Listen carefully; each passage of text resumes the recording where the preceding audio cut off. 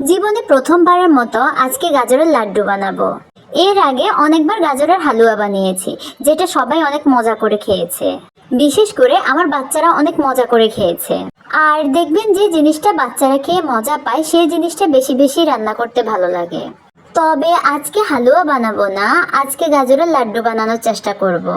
যেটা অবশ্য বানানোর জন্য আমার ছেলেই বলেছিল। আসসালামু আলাইকুম এভরিওয়ান, কেমন আছেন সবাই? আরেকটি ভিডিও আপনাদের সাথে শেয়ার করছি। আজকের ভিডিওতে আমি গাজরের লাড্ডু বানানোর চেষ্টা করব আমার বাচ্চাদের জন্য। জানি না কতটুকু বানাতে পারবো, তবে চেষ্টা করি দেখি হয় কিনা। তো মিষ্টি বানানোর জন্য আমি 3টা গাজর নিয়েছি।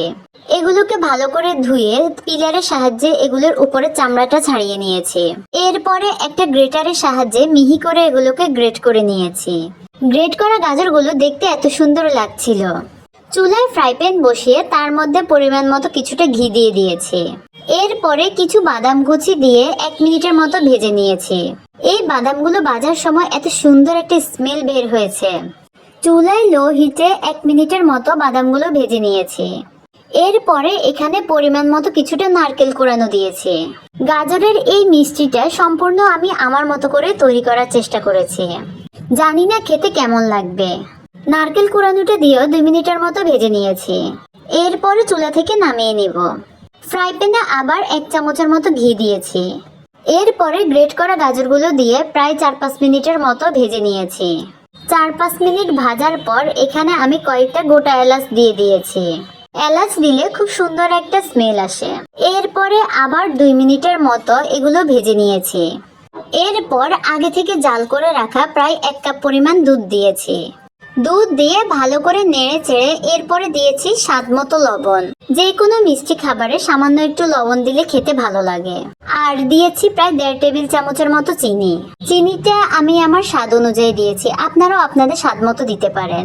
এখন যেহেতু গাজরের সিজন আর এখনের গাজরগুলো অনেক মিষ্টি, তাই বেশি মিষ্টি দেওয়ার প্রয়োজন নেই। বেশি মিষ্টি হলে আবার অনেক সময় খেতে ভালো লাগে না। সবকিছু দিয়ে ভালো করে নেড়ে চেড়ে ঢাকনা দিয়ে ঢেকে দিয়েছি পানি শুকানো পর্যন্ত। কিছুক্ষণ পর ঢাকনা সরিয়ে যখন এভাবে শুকিয়ে যাবে, এরপরে ভালো করে নেড়ে চেড়ে এলাচগুলো তুলে নিয়েছি। কারণ এলাচগুলো দাঁতের নিচে পড়লে খেতে ভালো লাগবে না। আপনারা কে কোথা থেকে আমার এই ভিডিওটি দেখছেন কমেন্টে অবশ্যই জানাবেন। আর যদি ভিডিওটি ভালো লাগে তাহলে অবশ্যই পাশে থাকবেন।